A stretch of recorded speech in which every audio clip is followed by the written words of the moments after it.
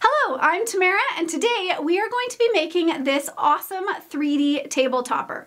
Now for myself, I'm actually planning on using this for Easter, but depending on the fabric that you choose, you can make this for any season you wish. So let's jump into this tutorial. Cut 12 squares from 2 different contrasting fabrics. They will be cut at 5.5 inches by 5.5 inches, and you will need 12 squares from each. You will also need some Heat and Bond light or Heat and Bond feather light. You need to make sure that whatever interfacing you're using actually has glue on both sides. So what you'll do is you'll open up your Heat and Bond and you will cut 12 squares at 5 inches by 5 inches. Now it's time to attach our Heat and Bond squares to the wrong side of our dark fabric. You'll center them within the square itself, so it should have around 1/4 inch space from the edge to the outer edge of your dark fabric. Make sure, of course, that the glue side is face down, the paper side is face up before you press your Heat and Bond to the fabric. Something to know about Heat and Bond is if you hold your iron on it for too long, it will actually do the opposite effect and it will not adhere as well. So I suggest holding your iron on the Heat and Bond square for about 3 to 5 seconds and then continually moving it, and your square should adhere nicely. Once all 12 squares have their Heat and Bond square attached, then it's time to do one of two things. You can either peel off all of the backing, but that will leave the Heat and Bond exposed when you are sewing. So if you're going to do this method, you will need a Teflon foot or a plastic foot. That way it can glide over that Heat and Bond glue. If you just have a regular sewing foot, that is perfectly fine. What you will do is just peel a tiny little bit of your Heat and Bond corner away and snip it, and then you will sew with your regular foot around the entire outer edge before peeling the paper from your Heat and Bond away. Once you've decided what method you are going to do, then prepare your squares accordingly. Then it's time to take your dark squares and lay them right sides together with your light squares. You will pin around the entire outer edge, then take it to your sewing machine and sew 1/4 inch around the entire thing, leaving about a 2-inch opening so that you'll be able to turn your square right side out. Remember to backstitch when you start and when you stop. And one more reminder, when you are sewing around your square, I recommend that you start in the center of a square, not at the corner of your square. It will make it a lot easier to sew around that outer edge. If you start by one of the corners, your needle could really struggle to move forward around your square. Once you've chosen your sewing foot, if you are using a Teflon foot or you don't have a 1/4 inch sewing foot, then I recommend using this 1/4 inch tape. It works similar to washi tape or painter's tape, and you can just put it on your sewing machine and it allows you to follow that guide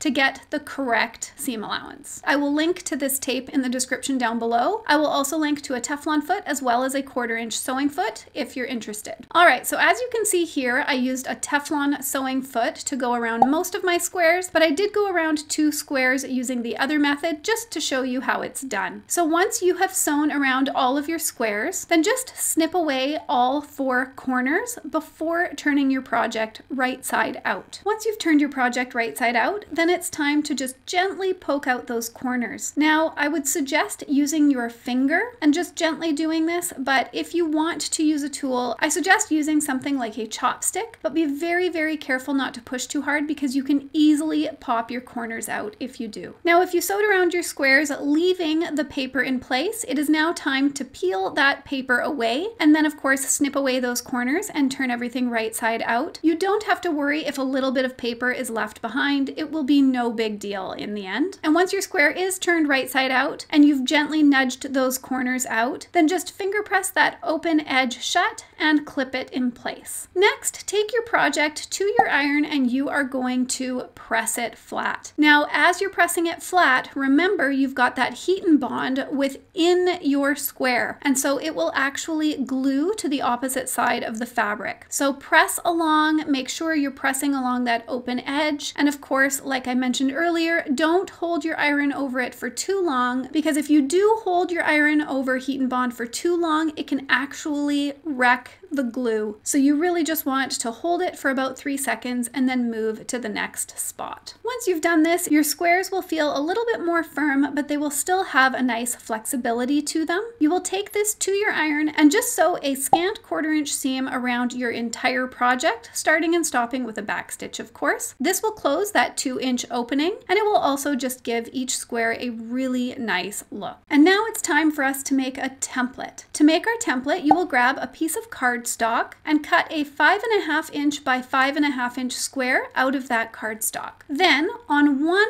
point, you will measure out from that point 2 3/4 inches, making a mark. You will do that along both of those edges coming from the same point. If you did this at the top right point, then on your bottom left point, you will do the same thing, except your measurement will just be 3/4 of an inch. Mark that, and then you can draw a line from both marked points straight across. Then it's time to cut away that excess, and you will be left with this odd shape. Then grab one of your squares, laying it with the dark side fabric face up. Lay your template on top of that square and then trace along both side edges. I prefer to do this with my friction pen, but if you have any sort of water-soluble marking pen, that would be best. I don't recommend this chalk. I'm just using it so that you can actually see my lines. Now this next step is a step that you can skip, but I do like to do it. I just fold each piece of fabric along that marked line, finger pressing it in place. I find it's easier to follow when I'm sewing later on. Once all of your squares are marked and creased, then it's time to lay 2 squares back to back so the light colors are facing each other and the dark colors are facing out, and then you will sew along that marked line. So this is what those first 2 squares will look like, and then you'll just grab a 3rd square and you will line it up again with that same marking. You will sew along that marked line, of course starting with a back stitch and stopping with a back stitch, and you're going to do this all the way around the entire circle. Once all of your squares are attached, then take the 2 end squares and attach them together, completing your circle. And this is what our project looks like when all of those squares have been sewn together. Now it's time to create the 3D effect, but before you do that, take a moment and just snip away all of those threads. Once all those threads have been trimmed away, take a minute to just finger press open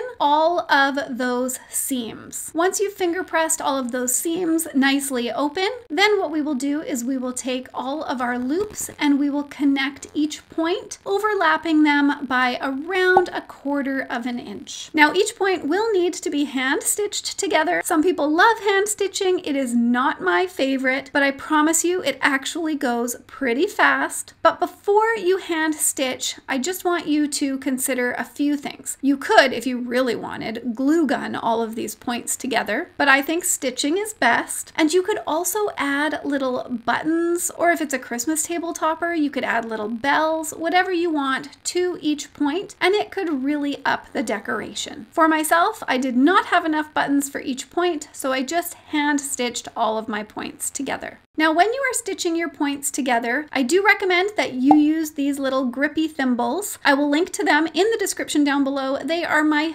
favorite because they allow you to hold that needle and pull it through thicker fabric. And because we've got some heat and bond in there, sometimes you can struggle with the needle. So this gives you that extra grip that you need to just hand sew these points together easily. I am going to use my table topper as Easter decor, but I am very curious what you are going to use your table topper for, what holiday, what season, and what are you going to put in the middle? Please leave me a comment in the description down below. I would love to hear what you're going to do. I hope that you enjoy sewing table toppers the same way that I do. If you do, I have a playlist for you in the description down below, and in that playlist you will find tutorials on how to make a hexagon table topper, a flower table topper, and so much more. I hope that you have a wonderful day, and I will see you next time. Bye for now.